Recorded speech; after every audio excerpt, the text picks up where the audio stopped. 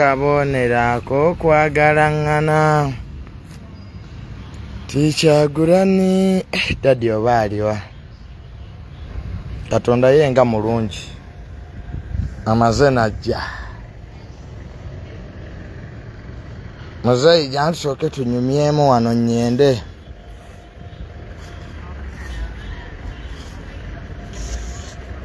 tifenna tugende mu maaso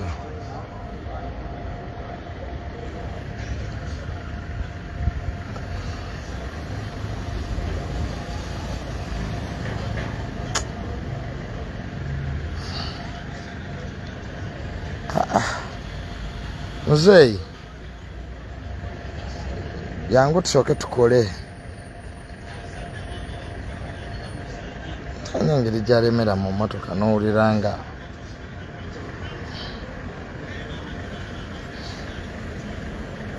dadi yantunyumiza eddala naye ng'oli smart olaba aba dadi okikuba ennaku zino laba esuuti omwogezi wa generali muhoozi sebe setemu abazina gya fact tunyumize naddala ano abantu babuuza dadi oli tiimu ki oli tiimu alienisikini oli tiimu Pallaso kyekiri mu dadi kyekiri mu kibuga gyatuddeko wano katono tusooke tunyumye nti bagamba omukukunavu ali tiimu ki tiimu Pallaso abutafaanana ngamu ebalimba nti waliwo diguli eziri expired balambwe committee set of this image stupidity obanoonya kubba mu 7 tebalina bukungo degree eziri expired babiyimbirira they end up asking government for funding how can an environmentalist get money from the government because your newspapers are collapsing so me mubokedde and I was saddened ndakatunyumize mala okujjawo wano ebintu byange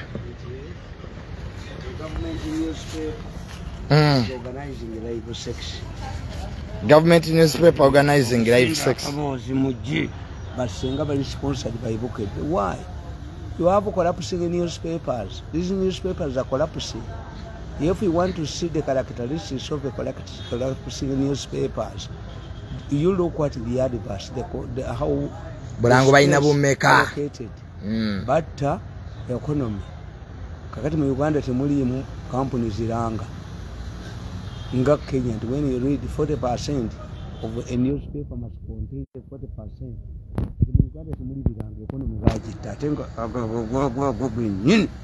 Media. Two, they don't know how the impact of social media on their newspapers.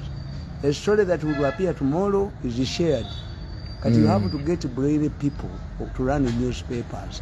To analyze. They don't have the capacity to analyze. That's why the newspapers are collapsing. I told you, the emergence of radio in 1923 in America led to the collapse of newspapers, the print media. What did the print media editors do? They made sure that the radio, the popular radio, did not use their stories. The fools here, the newspaper editors who are fools, they even offer their newspapers to be read on radio and TV. Review. So if I can get review, and the review is done by drama actors, which is very interesting. When a drama actor reviews a story, then when you read it, you see it as if it is not the real story the drama actor read. So amawulire gayingiramba nakatemba. Anti bano abaliviewinga ku radio. Don't take what the editors in 1923 in America, the emergence of the radio. The newspapers decided not to take their newspapers to radio. In fact, in Uganda, when we Museveni liberalized the media, the airwaves, it were only for music, not to read the newspapers, not to read, to carry out, to publicize the news, broadcast the news. That is in Nasoma public relations. Yes. Nasoma logic, Nasoma psychology. To look, why should this man, this younger man, Pallaso, use the advert of a kabaka in his advert? How can the kabaka become an advertising tool? Pallaso yakozesa kifaananyi kya kabaka. Ate nga kabaka talabika bulungi. Akati Pallaso alina ekivulu kye pulesi emuliko. So gogamba Pallaso wava munno yasooka gundi Walukwaga yasooka n'ezimuma. Ono ne yeetuma mu banda bwa kabaka. Why do you ride on the kabaka's popularity? Do you think that everybody wants the kabaka? Are you singing for the kabaka? Become mubambowa. Ati Ssaabasajja Kabaka yavana gati Pallaso ye muyimbi we. Kabaka cannot become an announcer in your kivulu. Okozesa erinnya lya kabaka mu bivulu kibi nti ab'emmengo bakwata ssente ne baziwa kabaka nti yogera ku gundi. The other day was Walukwaga. The other day to be somebody else. The other day to be somebody else. But the kabaka you are using as an announcer, does he look properly? Kati ab'emmengo tebasoma public relations. Galiyo ssente ne galya ne gadduka. Sobola akafeero yayimba. Kale n'olaba akakolwa. Kali mu nnimiro z'abanne waako kakambi kajagaloza obugulu era waliwo akajagaloza obugulu mu mmwanyi z'abantu kafiru yayimba kati Pallaso okozesa erinnya lya kabaka mu kivulu kye gwogamba kikyamu. Yes, it is not strategic. What if the kabaka on another function mentions another muyimbi? Bunaga nti omulala muyimbi wa Walukwaga yagwa, Sawalukwaga yagwa, omubanda wa kabaka yagwa. Omubanda wa kabaka yali tamanyina kyekitegeeza bulwenze yali tamanyi kyekitegeeza omubanda. Omubanda wa kabaka yali omubanda abamuppi. Omubanda wa kabaka bebe ekika ky'enkima ye mugema. Kabaka bw'aba agenda okuwasa be bamupima tatta omuzzukulu. Kati gwe mubanda wa kabaka. Kati muzayigo ku Pallaso n'alien skin. Nze sibimanyi ebyo bya alien skin. My concern is Pallaso. Nti alien skin ye tomumanyi. Simumanyi. Muzayi alien skin tomumanyi. Muyimbi ali awo nga mumanyirawo ayimba ki kati Pallaso yego manyi anti maya atwa ayi skin yayimba City ya Danger. Pallaso yankuba ko luyimba nga guli ya muwadde sente. Pallaso yakuyimba ko luyimba Tamale Mirundi emeka nimuka rodde munku baby ko mwenda ku stage. What type of family is this? Nze family y'abamanja bagato jagala. No. Chameleon omuvuma. Yes, anti Chameleon enkyakubiriza abantu tia gas kayingidde mu dipine nyina bwake enkyakavuddeyo kagenze. Omuyindi w'amaanyi nnyo afukamidde Museveni kaba wamuyindi embwa tubonga naawe ayo bukira wa Sale. Are you so Sale in the bush? How many times have you seen me? Chameleon yabeera nnyo wa General Sale. Kagwama bwekati temuyina. You don't have a strategist. Kati abantu kye bavuddeyo gamba nti family yaabwe teyina mpisa mbu bakuba nnyo abantu. You see me every time going to Sale? Yawe twagende wa General Sale mwanyumya byansiko. Emyaka emeka? Mingi yoganye n'okgendayo. Nyingi. I first saw Kayihura in the bush. Kayihura was an aide of Sale. And Sale saw me trembling. Why? We were in a drift school at Namusale. And it rained. So Sale spotted that I was trembling. And Sale told Kayihura, bring this boy a cup of coffee and a military jacket. Do you see me frequenting Sale's place? Tutera gede kakati mzee ye alien skin tomumanyi Sale presided over the last funeral rites of my father. Yali omugenyi omukulu. Sale yali omugenyi omukulu ewafani yali amumanyi. Why did he come? Kigongo presided over my graduation party. Nagende mu office ye. Nebanga omusajja n'agamba who are you? Okuyita Kigongo nimugasikiyemu. The man called Mirundi yakwaga. Aliaje Kigongo we n'alemu. Ye ali chief guest ku graduation yo. Yes. I'm part of ekitegeeza abantu bano bajeno Sale wava nabo dda kuva mu my first offer of a job was given to me by Kanobogere to become part of the intelligence. I told Bogere was the head of the intelligence based in Nairobi. I told him, unless you told me, you train me into a professional spy, I will not work for you. That was my first appointment. Yes. And Bogere fell out. How did I die? No Bogere. Bogere asomeranga mu St. Francis. Nga tumanyiganya. Bogere went to the bush. We remained in contact. Oyo kano Bogere would be a general. Yafuka general. He's like me. Bamuha okwogera ku mukono nga president kwali. Naga nti, you see in the future, tell my officers whether they want to remain in the army or not. Some of us don't want to remain, to die as wheelbarrows at a constructed building. Daddy, Alien Skin, I don't know him. Muyembe wake. Alien Skin. I read it in some newspapers, but I was not attracted. Linda Kobamuandise Mauli. Nego, Musomia skin in Badinga Abanabarwale, a wound. Alien Skin in Badinga Antibanabarwala wound.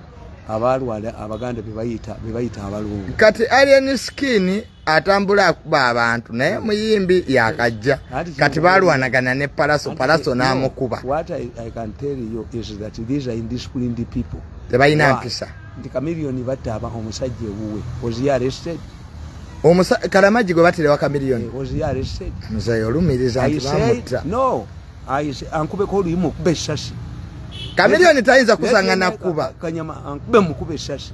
Where the Kanyamas provided it for. Mukube shasi. Bila weshasi. Kanyama nankube shasi nankube limu kubira weshasi. Why do I have this pistol? I just shoot. Otambula ne pistol yo. Yes. Sawa yonna. Why are those soldiers around? Once you say guarded, it means he's in danger. His life is in danger. Kati bana basirikale boyina wano life ye eri ni danger. So omuntu yenna akulumba omukubira we essasi. Waliwo ekivubuka kyali waffe twakula nakyo. Kinsanga mu Kampala ku Diamond kinkwata mu maaso.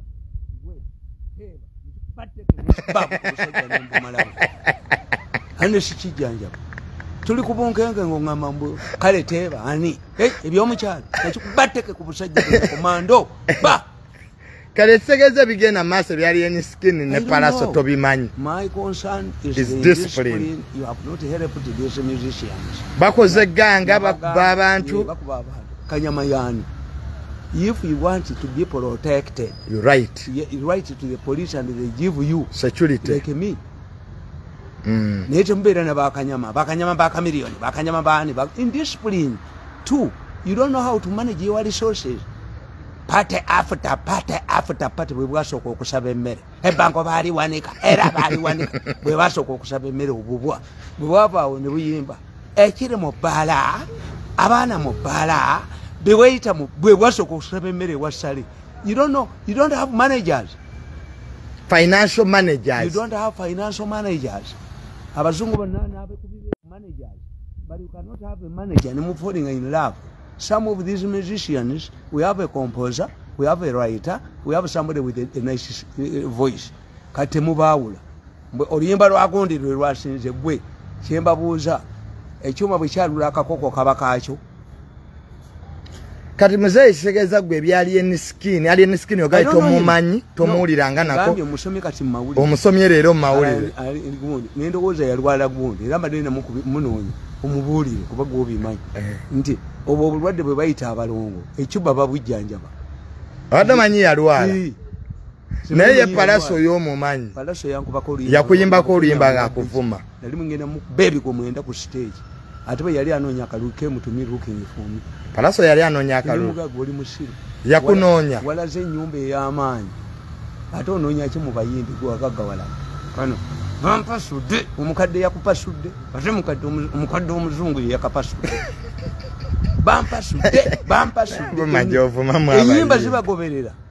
Zimaane zikakinga apu nabo. Kibuyaga byajja nabyo kwaba agenda mweyinjadduse. Kati gwe kyoyina discipline yaabwe. Kwata yageddukamu enale mu yote batakisi.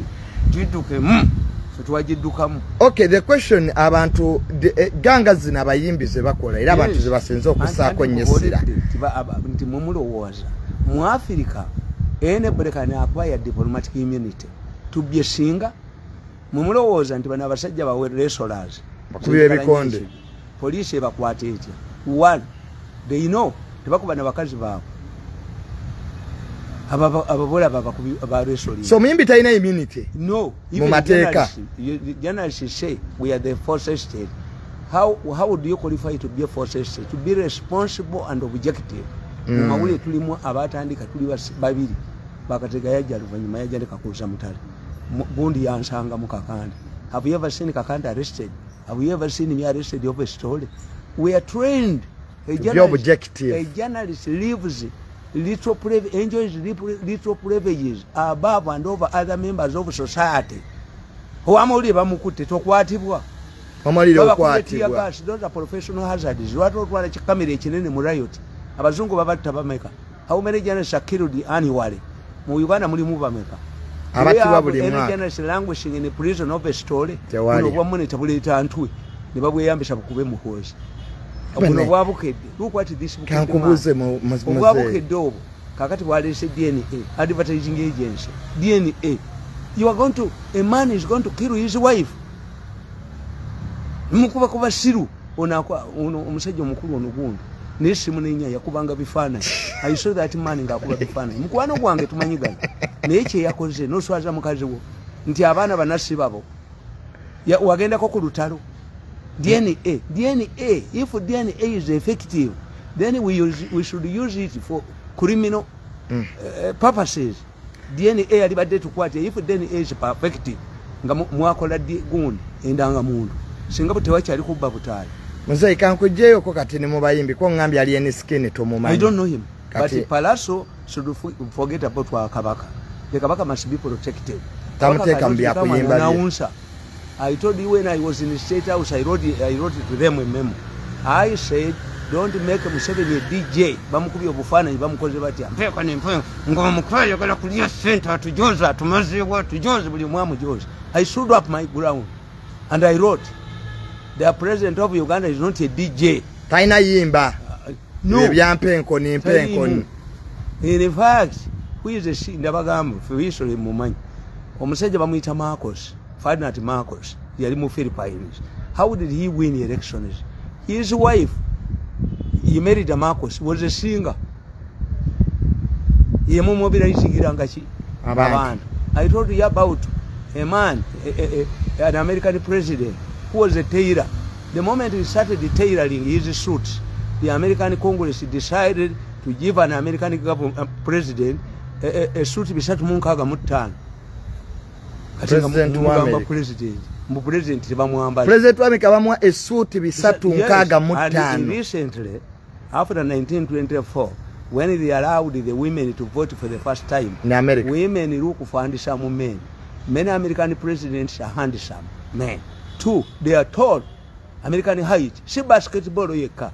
Why? To dwarf the Japanese prime minister. To dwarf the North Koreans. To dwarf the Chinese. America balonda president nga muwanvu. Adwarfinge ba prime minister ba Japan, South Korea, twala China. Yes. Bintu bino nga biri mu logic. Public relations. But how can you use the Kabaka as an announcer? As an advertisement tool. Kuba kuogeddeko. That is wrong. Kakati muzei katono nnyo ba minister babadde kyankwanzi. Je bamaze week namba n'ababaka beenali. Jeno mozi yakoma wa campaign za mwezi agenda maso abantu baga ati gwe mwogezi we. Yes. Gwe mwogezi wa jeno mozi. Chiche ekiriwo. Website ye olabeje balaga. You see for me, the siwerekera mukozi jalaga. Why? Nalwa kitobera wali. You know what it means? I'm knowledgeable. Muhozi is still a serving officer. Military officer. Yes. What it means is not addressing public rallies. I'm a good speaker at public rallies. Muhozi only tours, which means he would be hosted by the people he finds there, not an entourage of people. Kidemo mu Luganda bakiwulire nti Muhozi addressing public rallies. Achali serving officer. The moment he addresses the public rallies, he will be flouting nature rules. Bano bategule. Katwale ntoya ko domojo bagitegule. Kino kinalusanya. Mana mateko omutende kuwawo. Do you know that some lawyers did not do law? They did law materials. There is a difference between law, studying law, and studying raw materials. He's flouting military rules.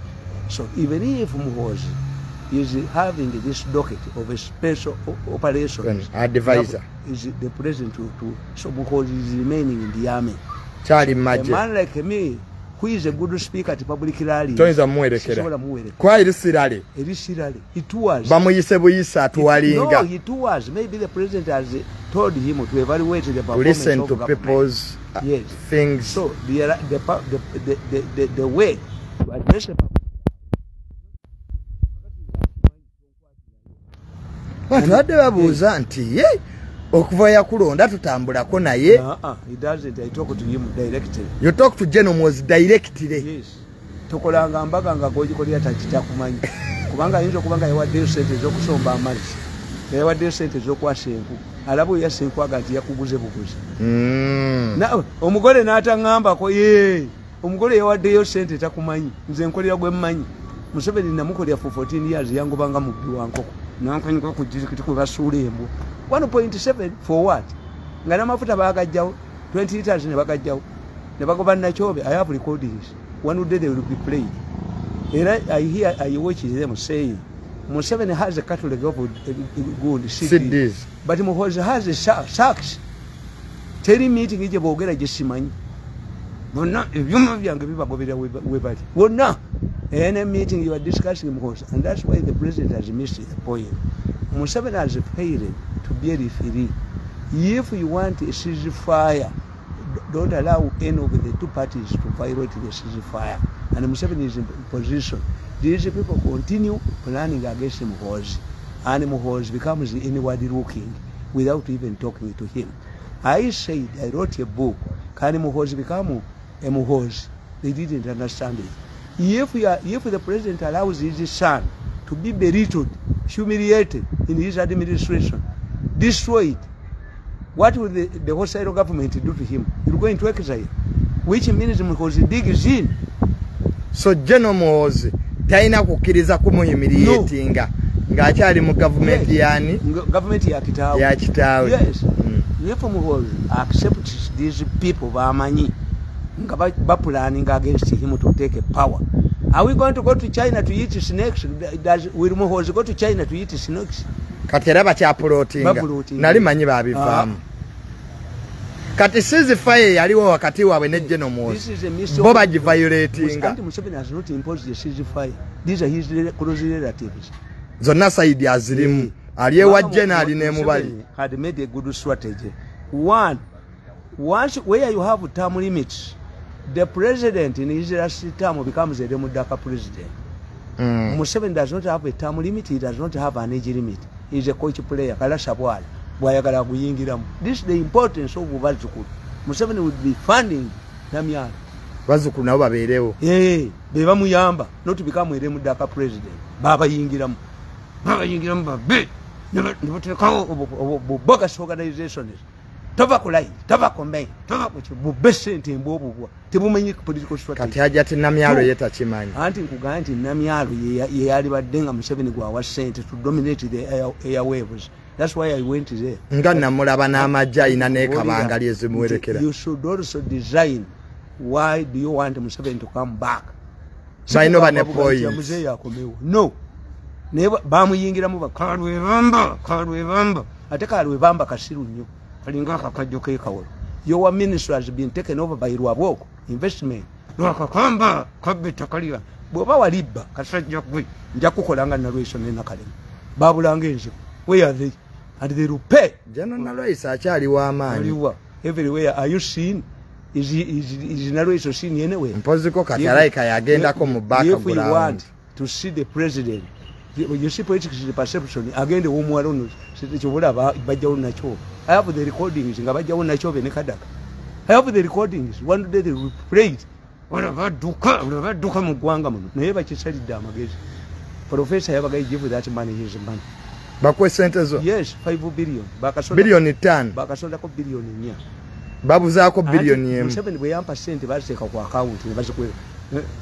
Dr. Byaruhanga, I was watching a meeting. Byaruhanga nabagambo Dr. Byaruhanga owomugundi, police, pathologist. How can you money? What's the repression is not defeat me? I have defeated you decisively. Kate billion 5 zoba banje bakasonda ko nya.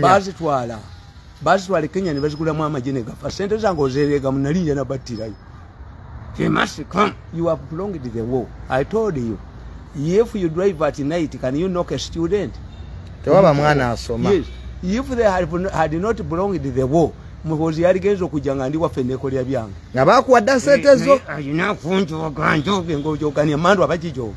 muyinza okujoga emandu anti bo balayika kye baagala ojja obafukaamirire obagaye nti bannenzize kati muzimpe emandu efukamira mwe mwazijjabwa ekyokubiri neeba naazikuwa era tojja kukoma money before you got it mine is not privileged family yaffe terina privileged dwellers mental here bwongo nabagamba jjo ku mukolo gwa mukulu wange nti mumulowooza musajja yagamba bamuyitaani yagamba nti this one is calm. He's not like his brother, his younger brother. Pointed at me. I said, when I made my submission, he had already left. I said, when you look at my elder brother and me, we share certain commonalities. Me, I lose my temper. He contains his temper. Too fast. We come from the same mother, same father. Three is a diplomat. Me, I'm a politician. Combative. But talk about a no kujja mu kifana twala mu peripheral road osikale yonga bakuyita kidoli bagala chini amba chakomi yao. How can somebody say mbo Museveni atuse mu kalulu nze sente za inalize mai the president had earmarked my money ngagenda kutambula nange enyaberera nazifuna jazija nafuna sente jazija nalangiza semanyone ne kalisa you must go to NBS ngagenda yote na bekalisa ne mutirawo because kalisa does not reason. You said that you took 10 billion mbogeddeko tumwebazani bazitutte. You call me back and beg no mutwe. This man must go to NBS where we control interest. Nga tumufugirawo nga mazo balaba. I've been recording your recordings. Mukubira abalamuzi amasimu. Mudida akasajja kano akayindi ne kabba sente za hamu. Amasimu ge mukubira abalamuzi nga yina. Ne hamu lwaki tebamuwa sente. Bali baagala mbwe ekisabwe bakitwale abule sente.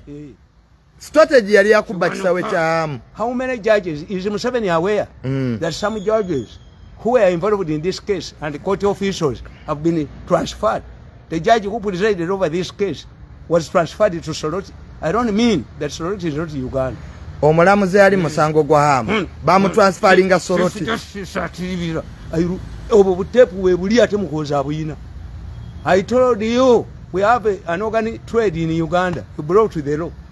And the law is dangerous. Why? It does not reveal the main culprits, the salient issues. One, if you said donation, it means nti omusajja bw'omuguza ensigo y'edola emitwalo 5 akwegaana kubanga etteeka liga nti bwe mutunda mu mbi babawaabira ekitegeeza gwe ono bano babbi be baalikoze etteeka lya ogani. Yes. Wagamba abantu babajjamu organic kati parliament yakoze etteeka lya donation. Yes. Donating how?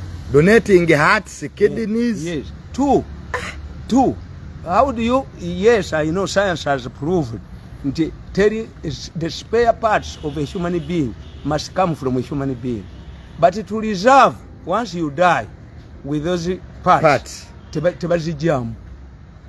So which means a qualified doctor must determine your future. Tono musajja ayina terminal cancer naye ayina organs ezikola mutaminate. The doctor kills you. Organs no bazijja mu balamu si mu mwafudde. Era in the current situation they declare you dead nga toli mulamu. You actually dead. Linda komoze. Sibeera mu mufu. Abantu bangi babadikirayalinga nti bafunga tebannafa. Yes. Babajjemu organizes dead. Zino tezikola musezi yazi. Nze ate nali simanyi nti nali manyi nti bazijja mu mirambo. Bazijja mu bantu balamu. The fight in Mulago which removed the head of Mulago. Ogani ya Mujisayo. I have all of the recordings, the meetings of the Mulago meeting. Yali yakulya Mulago kya Mujisayo. If Museveni has sacks, Muhozi has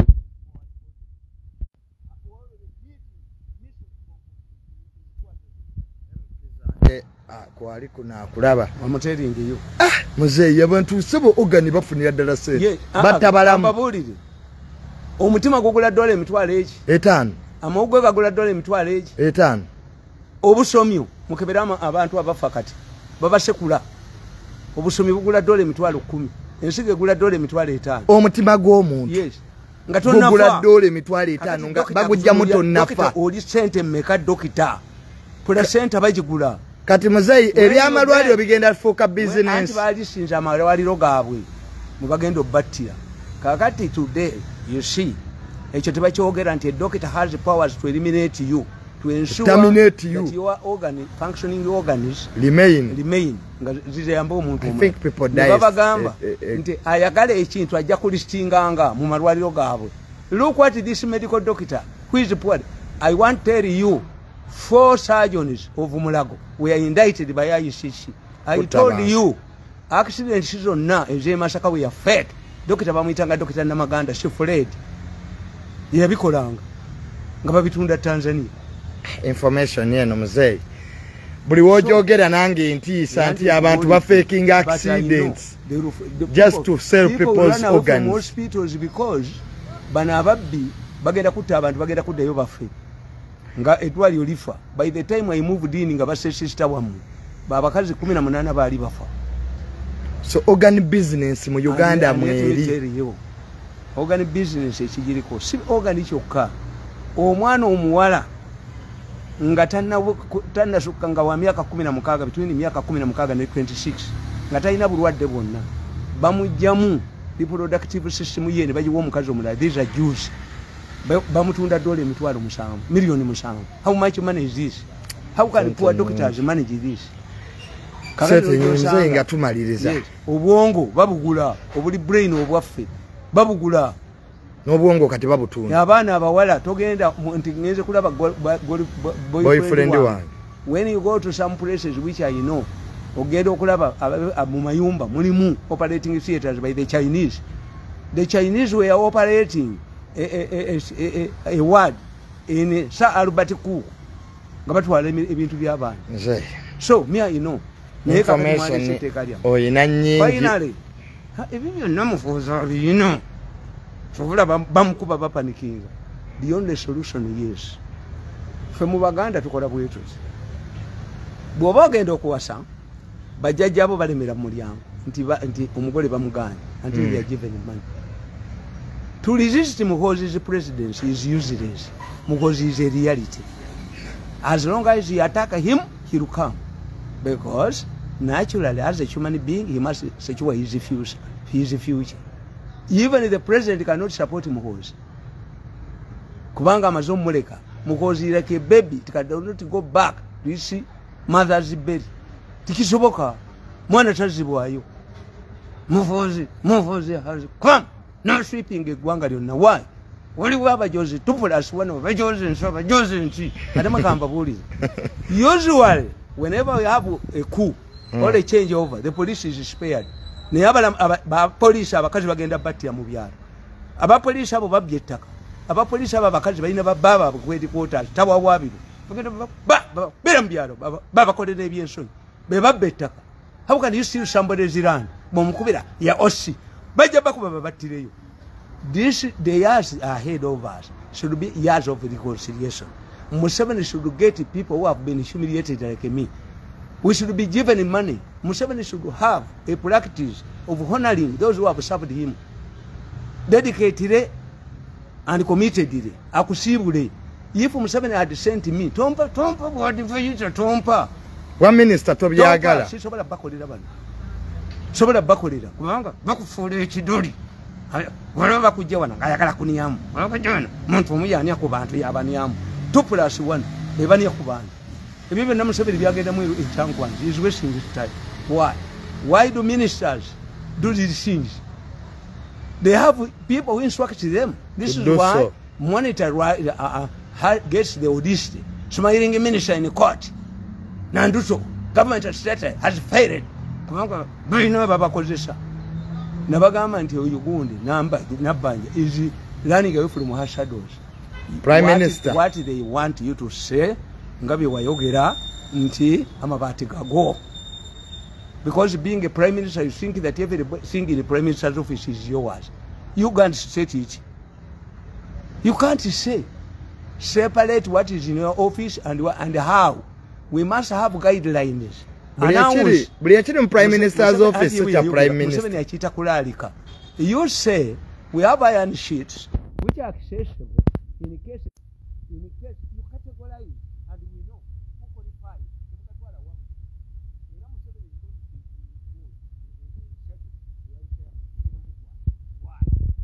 Pere to take advantage before Muhozi came. Yali bade ya pulivairinga da ona joga abantu ya tujoza atunya kumitu atunyala ko gwe balimba obwa president. Yali bade amugamba va ku mukoddomi. Kakati Muhozi tachadda mabega non tachadda mabega. Which means Museveni is going to be haunted by retirement. Omukota chadda mabega. Yes. Ne General Muhozi tachadda mabega. And two rivaling groups are fighting for what each calls the right. The war doesn't end. Ntufetija kwa Museveni tumuwagire gatasola kwata kwa yo mulenzi. Atukubanga bwa yakala na atukubana yo Museveni alowooza want job. Want dignity. Temwagala bwa minister, temwagala bwa advisor. Temwagala kitiibwa. Nomala okunkuba kakubire baba ndi mu interview. Nomala okunkuba nonyonona kedimbo yabukide kakulubya akasimanga ebyoloni nakalemanda gidde bayisenyira bamukebera omutwe. Having worked, do I become a madman because you want to take away 5 billion? When somebody takes 5 billion, they take out done, never more 10 million. Can you, unless you are shameless, can you give me another job? Namafuta Mugajawa got it, Abby. Never took a John Nancy, Mokubero Mokobra Mbwebon, Mohozi, you come out. And a motokayo, by Vajitut, Namafuta Tina. 20 liters. General Mose alagire.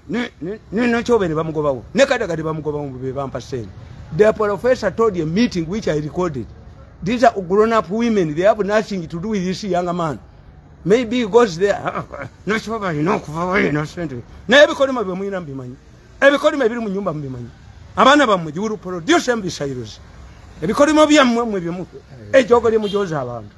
Kakati Muhozi bwazire shop. Never sweeping. Museveni taina chakolera Muhozi. People yon Museveni will be a happy man. It means that people don't have anything to do with Museveni. Tebamucha alina kagulupu kata kwatako aka 1+2 akajoze gwanga lino. Abantu ke bakubake bagalira Muhozi. Abantu bagala jeno muza kwateka gulupu kanu. President Museveni kalemeddo kwatako. Eka abakoddomibe. Zimimana and somebody grabs it. Nena ngecheunya president wegwanga akuwatya sente omuntu naziganira. The money must come under me. Mwasanga sina mulimu. Miaka 10. Nayo nyirira motoka zange bazijewo. Suit zizo yambala. 10. Miaka 10. Mweva ku simu yangu. We. Kwenda huko. Kwenda nyumbani. Pape. Tuje mje kwa baba. Don't ring my number again. Don't. Stake hiyo matatizo. Stake hiyo maneno. Damu eje kubeko nkuvume ebyanyuka ebya wansi. Ndio moja kubeko. Mwanze na kugana kusa. Mzee ketumalize. Ulimeno ketumalize. Nimukole teka. Yo musajja oyo yali seteka lya aligenda Makka yokana Madina. Never step. Teka lya bisiyaga. Bano bonna ne baligana gwembono kiriza. Kai mzee teka lya bisiyaga bye balese. Babasibe. Because they are American Nivu. They are idiots. They made 3 mistakes. One, they are saying it's an imposition from Europe. It is not. Mwanga was a homosexual. Kabaka Mwanga. Yes. Yali Messias. He became a homosexual for a purpose. Mwanga knew that immediately he produced a baby. Bagenda mota. He denied this bazungu. A baby. A successor. A successor. Omukazi gwe yawasa. Masombira. Yazala chwa. Yayambalanga musajja. Mama wacho abamitanga masombira wakabakacha. So Kabaka Mwanga yali Messias for purpose to deny missionaries a successor.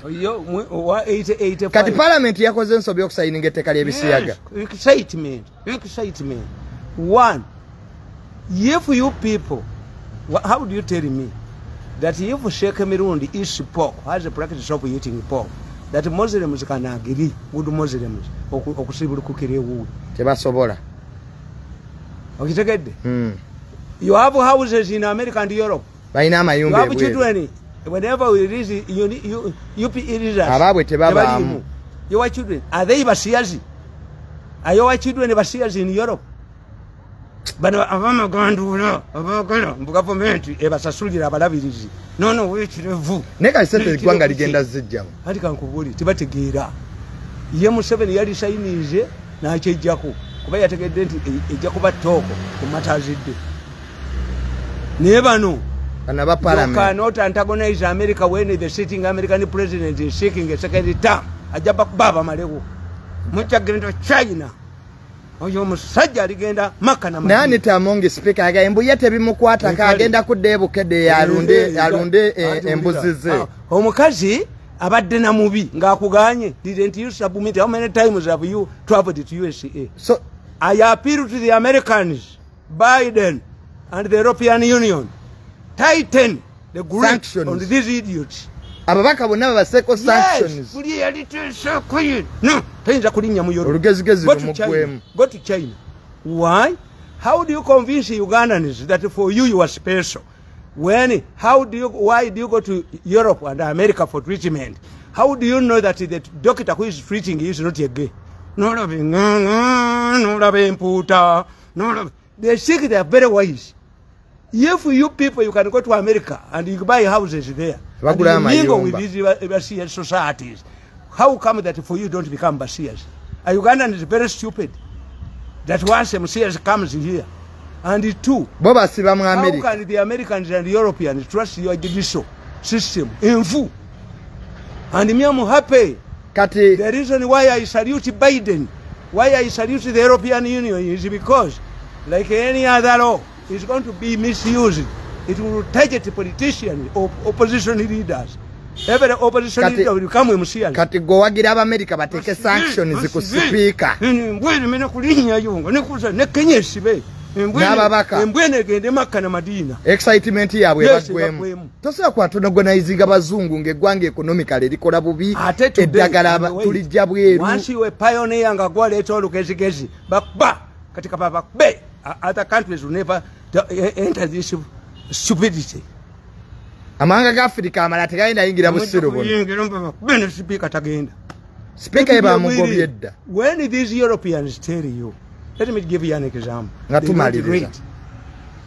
when Kibaki came to power Kenya had a powerful man called Dr. Mulungaru very powerful Mulungaru said we move to the east we go to China do you know that Kenya had masks before COVID abachina bajani bazishima ndoza bali bazikozesa Kenya olwa blasts ezaliyo terrorism zechi na nyuchi tujigalewe ya Britain training one when Mulungaru discovered that he was suffering from cancer he went to the American embassy why do you want to travel to the United States is because I have cancer why don't you go to China bamukubira mutry he is dead he died we want these idiots to die here munwe miruluza ababaka banne ku mirulu abatayina ona ka clinic kamwe ne mutago na izinga ne lwaga mwali gane dwalyo yokumukaga mukunamira abazungu mwe mbobubwa abatayina kamuyinawo mwabatayina kamuyinawo nakamu mukunamira abazungu ko sanctions agenda kubonya abonyegwa salute the American no who travels there bobe nyine be bayina nabane Bulaya your excellency President Biden of USA if you are hearing me tighten the sanctions no yalitesha even who muted it must be punished no mubaka ne yalitesha ngweja ku ending up Madina na Makka so that basaliro yes onalebo basaliro ajasigala Madina na Makka you get up in Makka na Madina all of the government people this is why I salute the retreat that we must know who brings bills you gerrymander the constituencies ababaka bamba yine miruka ebiri to create majority for in area so etteeka ly'abasiya ziddyo ogambye ne yaliteesako America emubonereze ne parliament teyina tteeka lyerese lirimu magezi speaker ebamugambye talinnyayo naye ati yadda bago baligasa yaka speaker Kadaga I told you Kadaga was not being popularized Kadaga was riding a tiger I went to her twice yali avuga mpologoma nti bagala to inflate you Museveni akube and they did kati kiro kireka wa parliament ne speaker I have the recordings and I've surrendered them kale mzee tetugenda kusukkawo so start thinking Museveni signed this because it was timely all of this gold bali badde making a noise I want this abayina amagandula ababira mu government abagala to tell Museveni because of our stance on homosexuals we cannot manage the churches The government should come and bail us. You kazimba byaliko. No mubajo wekirevu ki. Okuteka ko kulonda kwa busiramu center zijamba ka fees. Muti we center. Kaba bakbe temukiza ba magandula. America ke bakube kuluna. Magandula yogere nnyo mukazi we bamujanjabira Germany ka fe cancer. Ayi mukama otendeze we ote mukazi we ka fe cancer. Bamujanjabira Germany. Nga wagandula ya yogere nnyo. Mukazi wasibendije sende mekanga agene. Baba mukozesa mu government. So buli mulwadde wa cancer mu parliament kafeeko ku luno. Anti badde baddukira mu America. Nereti speaker Jacob Bolanyola abamuddusa mu America. Kate mwokyate gye mulaga. Ani ataliwo baba sibi imbono zisibi ine sajja. Libasalirwa. The only remedy we have is Mwenda. If the judges are arrest Mwenda yekka yesuubi kati erisigaddewo okuwaba. Kwasinge. Ejoko bali be. So Mwenda yesuubi lya Uganda okulivasinga etteeka eryo mu kooti. Ndisaba Katonda abalamuzi baba be parliament ede ku lolo yayo. A parliament in politics is a conversion box. It receives the demands and produces the policies. But a parliament cannot initiate. You cannot have a Katuntu Yagam. We know. We must make it according to the constitution. Constitution yamwe jude biraka. Mwakajichuse Mirundi eme. Mzee tatugenda kusukawa. No. Kababa be. America ke basabuli. I salute the Americans. I salute the Europeans. Jew Zaidi. Titan. Sanction. This is how an African is, a stupid African must be beaten in the buttocks. To understand. For the brain to talk. So parliament must be beaten to understand. Whoever promoted it, whoever debated on it, whoever, I don't blame the president. Why? They were saying it was a puzzle for him. Museveni sent as the embassies. Mutwali eteka ligani. Bwalikiriza tajja kufuna sente za. Akajanja sojja mwene bakazi mmwe obutasoma obutategera inde. Mutuyite tubasomesa international relation. Bategera America This is a global village. Who has told you? Let Kazimba tell us that to become a bishop in the Anglican Church, you must accept homosexuality. Let him tell us. Kali. Tetugenda kusukawo wano. Ejogo libawedde mutwe. Ejogo lijabagwa mutwe. Ejogo lijabagwa mutwe. Mujja kuddayo ku mateeka amalungi. This is the purpose of the retreat.